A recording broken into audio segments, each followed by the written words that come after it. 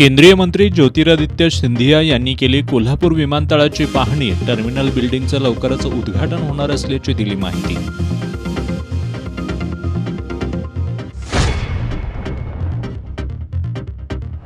आशा worker आणि गटप्रवर्तक आजपासून पुन्हा संपावर।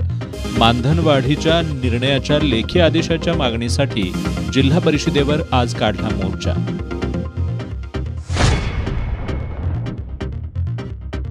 रासायनिक खतांमधील भेसळीबाबत कडक कारवाई करा, ठाकरे गटाचे जिल्हा अधीक्षक कृषी अधिकाऱ्यांकडे मागणी।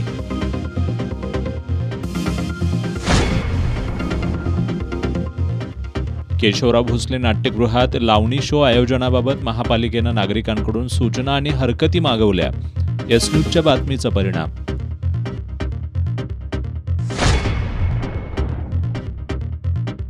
आणि वकील परिषदेच्या आयोजनाच्या मुद्द्यावरून कोल्हापूर जिल्हा बार असोसिएशनची विशेष सभा ठरली वादळी।